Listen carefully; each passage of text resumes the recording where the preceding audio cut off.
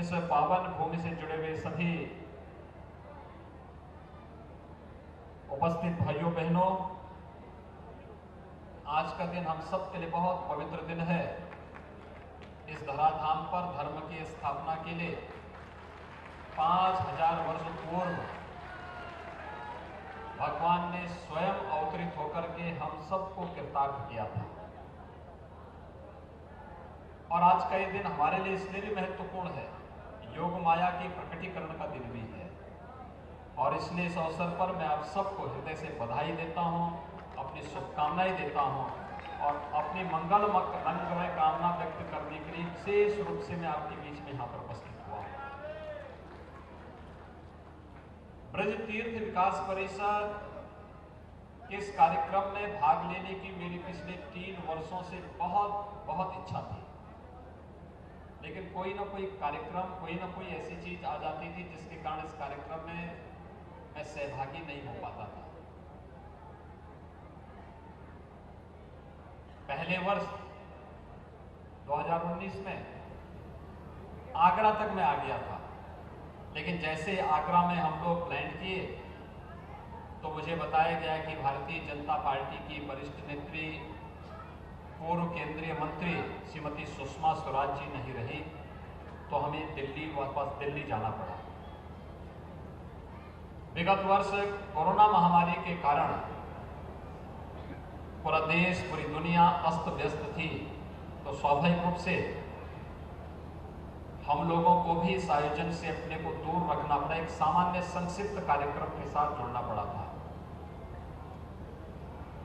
इस वर्ष कोरोना महामारी पूरी तरह नियंत्रण में है, लेकिन सावधानी विकसित है। कोरोना ने पिछले 1.5 साल के दौरान पूरे देश में, पूरी दुनिया में जो कोहराम मचाया है, आज तो मैं वृंदावन बिहारी लाल से ही प्रार्थना करने आया हूं कि अब जैसे यहां पर आपने अनेक राक्षसों का अंत किया था, इस कोरोना नामक राक्षस को भी अब अंत करने की कृपा करें।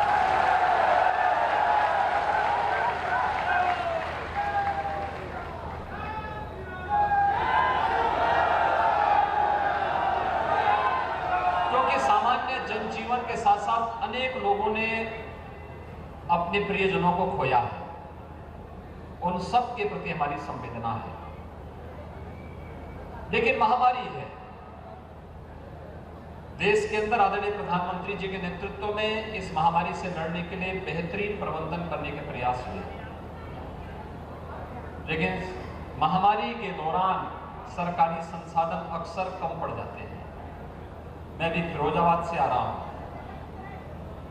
पिछले 1 सप्ताह पूर्व मथुरा में भी मुझे जानकारी मिली थी कि डेंगू से कुछ बच्चों की, जो बच्चे इसकी चपेट में आए थे, उसमें से लगभग 6-7 बच्चे इसकी चपेट में आकर के काल कलवित हुए हैं।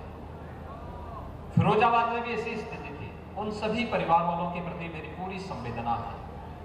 ये दुखद है, लेकिन बीमारी में लापरवाही हमेशा खतरनाक होती है, और इसलिए सावधानी और सतर्कता के साथ अगर हम बचाव के सभी उपाय करें तो महामारी हमारा बाल बांका नहीं कर पाएगी।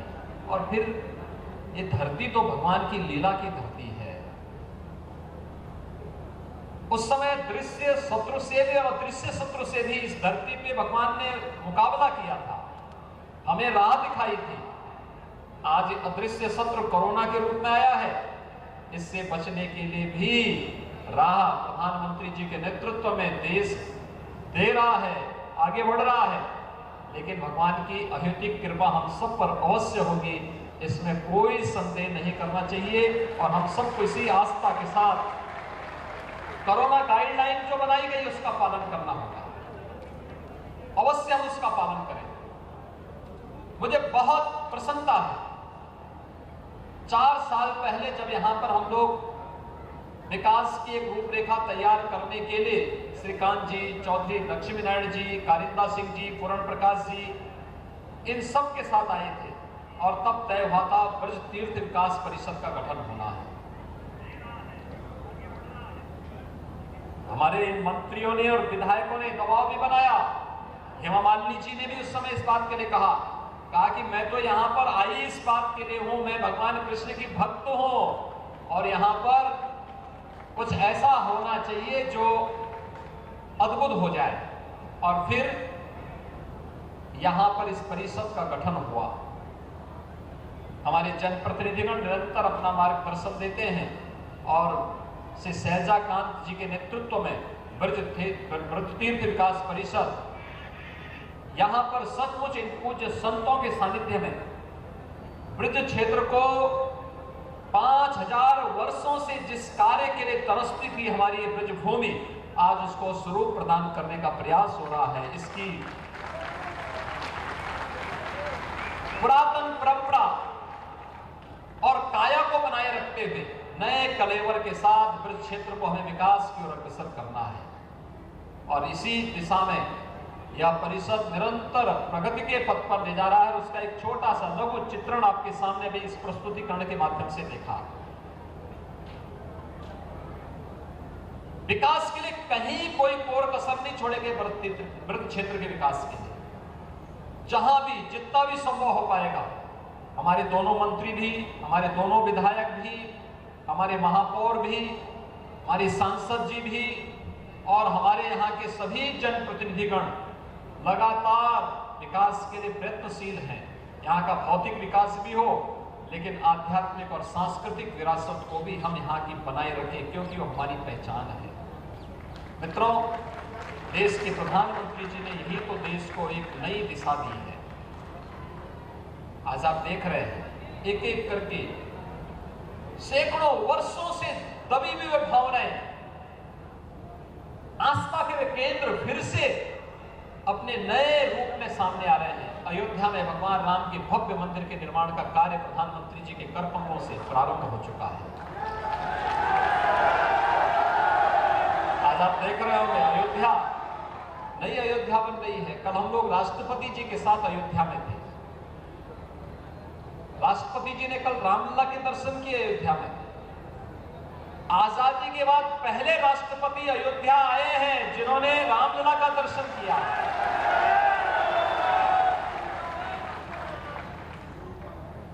प्रधानमंत्री के रूप में मोदी जी पहले प्रधानमंत्री थे जिन्होंने रामलला का दर्शन किया।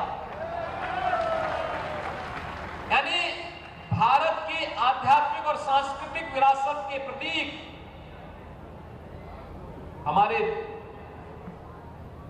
इन सभी देव विग्रहों को की पूजा करने और उनके दर्शन करने में भी लोगों को इससे पहले की सरकारों को सांप्रदायिकता का भय होता था, कहीं हम पे सांप्रदायिक होने का लेपन न लग जाए। लेकिन अब मोदी जी के नेतृत्व में जो नया भारत है वो अंगड़ाई ले रहा है। जो लोग पहले मंदिर जाने में संकोच करते थे, अब ये भी कह रहे हैं कि नहीं, राम तो हमारे भी हैं, कृष्ण हमारे भी हैं। ये है परिवर्तन,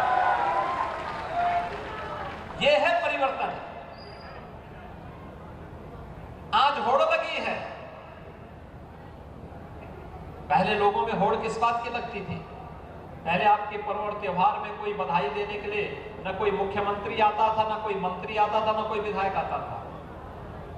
भारतीय जनता पार्टी के प्रतिनिधियों को छोड़ दें तो शेष अन्य दलों के लोग दूर भागते थे। हर पर्व और त्योहार में बधाई दी जानी चाहिए अगर वह उसके अनुरूप है। शुभकामनाएं देनी चाहिए, मंगल कामनाएं व्यक्त होनी चाहिए। लेकिन लोग डरते थे, एक तरफा चलता था। हिंदू पर्व और त्योहारों में कोई नहीं आता था, कोई भी सहभागी नहीं बनता था। पर्व और त्योहारों में अलग से बंदिशें लगती थी। पर्व त्योहार नहीं मनाना है, लाइट नहीं रहेगी, बिजली नहीं रहेगी, पानी नहीं रहेगा, साफ सफाई नहीं होगी, सुरक्षा की व्यवस्था नहीं होगी।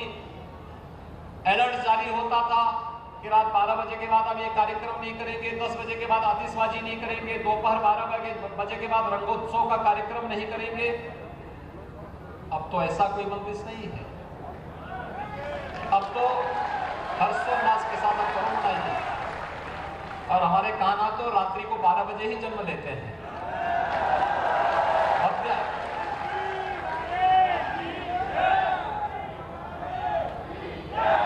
यह है परिवर्तन। और भाइयों बहनों, अपनी इस आध्यात्मिक और सांस्कृतिक विरासत को रखते हुए, सुरक्षित और संरक्षित करते हुए, हमें विकास और तकनीक के नए युग में प्रवेश करने के लिए अपने आप को तैयार करना होगा। और ये ब्रजभूमि भी आज उस दिशा में प्रगति की ओर अग्रसर है। कितना हमारा सौभाग्य है, कितना मुझे अच्छा लगा था।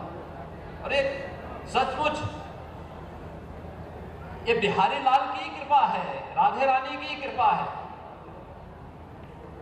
हमने वैष्णव कुंभ किया था यहाँ पर, कितना भव्य हुआ था। इन पूज्य संतों के आशीर्वाद से, इनके सानिध्य में कितना भव्य हुआ था। मैं डर रहा था, मैं जो सचमुच डर था कोरोना का, मुझे था कि भाई पता नहीं क्या हो जाएगा। इन संतों ने कहा नहीं होना है, और श्रीकांत जी ने भी कहा, चौधरी साहब ने भी कहा कि नहीं नहीं नहीं, इसको भव्य करना है। और प्रयागराज कुंभ के बाद एक नया रिकॉर्ड, वृंदावन में वैष्णव कुंभ का भी भव्य आयोजन संपन्न हुआ।